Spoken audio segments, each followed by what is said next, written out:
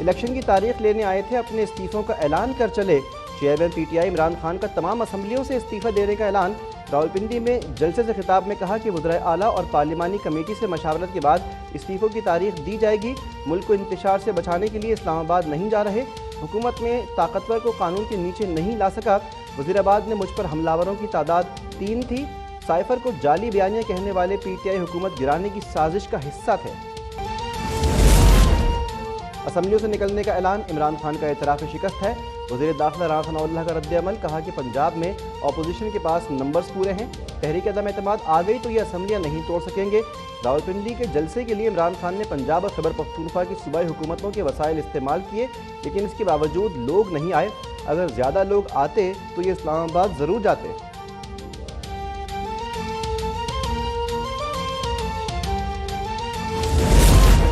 इनकलाब की नाकामी पर इमरान खान ने मायूस होकर इस्तीफों का ड्रामा रचा दिया। वज़ीर ख़ारजा बिलावल भुट्टो का इमरान खान के ऐलान पर रद्द-ए-अमल। कहा कि पीटीआई की सियासत इख्तिताम की तरफ बढ़ रही है। इमरान खान अहम तकरीरों में रुकावट बनने में भी नाकाम रहे। उनका पिंडी से मुतालबा हकीकी आज़ादी नहीं बल्कि दोबारा मुंतखब होने का है। आखिर कब तक केपी और पंजाब को सियासी सहारे के तौर पर इस्तेमाल किया जाएगा?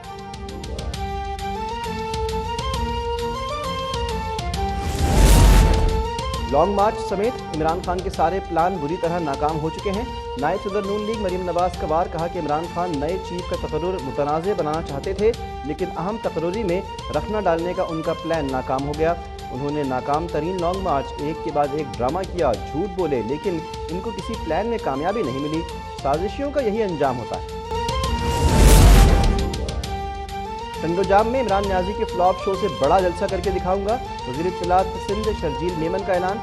सईद गनी बोले, इमरान न्याजी की भड़कबाजी बुश्ते चराग की आखिरी फड़फड़ाहट है। इमरान न्याजी के कहने पर उनके अपने कई अरकान इस्तीफा नहीं देंगे।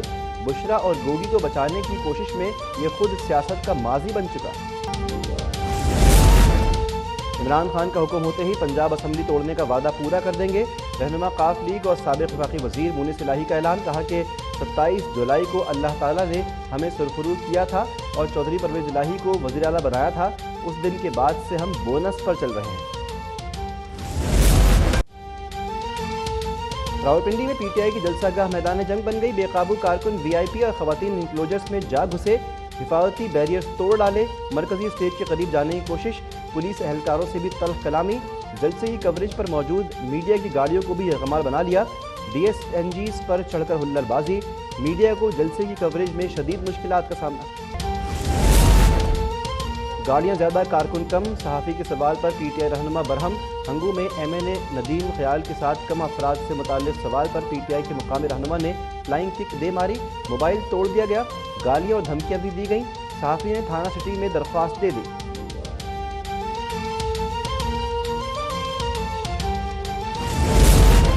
सहाफ़ियों पर तशद्दुद और अफसरान को गालियों के वाक़यात इंतहाई काबिल मज़म्मत और शर्मनाक हैं। वफाकी वज़ीर इत्तलात मरीम औरंगज़ेब का रद्द-ए-अमल। कहा कि ये गालियाँ नहीं, मुस्तरद होने की फ्रस्ट्रेशन है। ये सहाफ़ियों पर तशद्दुद नहीं, पागलपन की निशानियाँ हैं। अफ़वाज पाकिस्तान के खिलाफ गलीज़ मुहिम और दिमागी मर्ज़ में गालियाँ हर गुज़रते लम्हे के साथ इमरान खान की असलियत सामने आ रही है।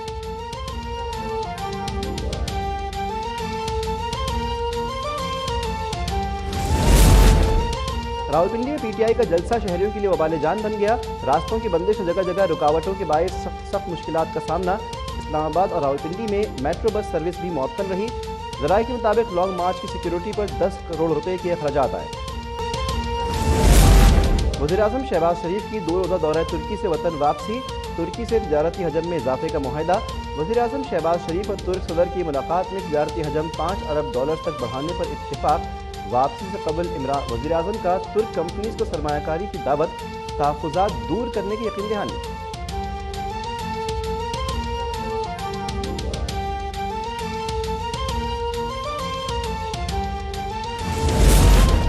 शहबाज शरीफ को मिलने वाले गैर मुल्की तहाइफ। वज़ीर-ए-आज़म हाउस की राहदारी में आवेज़ा। अताउल्लाह तारड़ ने तोशाखाना के तहाइफ के हवाले से वीडियो जारी कर दी। कहा, वज़ीर-ए-आज़म शहबाज शरीफ ने हस्बे रिवायत अमानत और दयानतदारी की नई मिसाल कायम की है। तहाइफ को आवेज़ा करके शफ़ाफ़ियत का सबूत दिया है।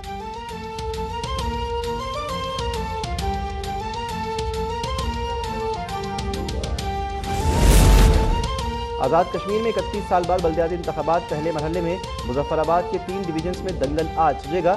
मुजफ्फराबाद, वादी नीलम और वादी जहलम में डिस्ट्रिक्ट काउंसिल्स के लिए 458 उम्मीदवार मद्दे मुकाबिल। Union councils, town committees, municipal corporations की सीटों पर भी चुनाव होगा।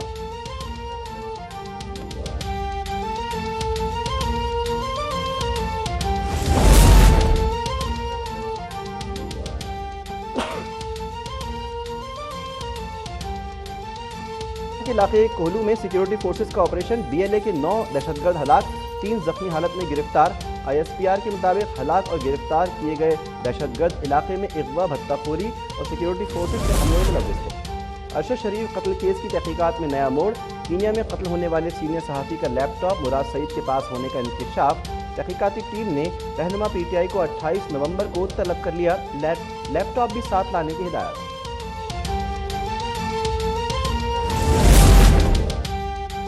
पाकिस्तान ने गूगल एप्लीकेशन की मुमकिन बंदिश पर वज़ीर IT मुतहर्रिक वज़ीर ख़ज़ाना इसहाक़ डार को खत लिख दिया। अमीनुल हक कहते हैं कि स्टेट बैंक की जानिब से अदायगी रोकने पर सर्विसेज मुअत्तल हो जाएंगी, इससे मुल्क की साख भी मुतासर हो सकती है। वज़ीर ख़ज़ाना अदायगी जारी रखने की हिदायत करें।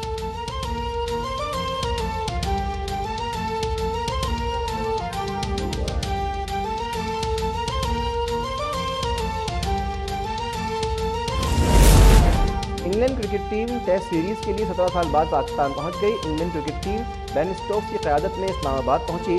पाकिस्तान और इंग्लैंड के दरमियान 3 टेस्ट मैचेस की सीरीज खेली जाएगी। पहला टेस्ट 1 दिसंबर से रावलपिंडी, दूसरा टेस्ट 9 दिसंबर से मुल्तान और तीसरा टेस्ट 17 दिसंबर से कराची में होगा।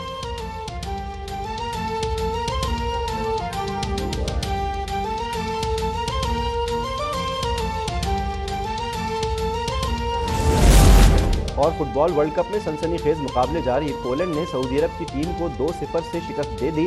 ग्रुप डी के मैच में ऑस्ट्रेलिया ने ट्यूनिस को 1-0 से हरा दिया। अर्जेंटीना की मैक्सिको के खिलाफ 2-0 से फतह।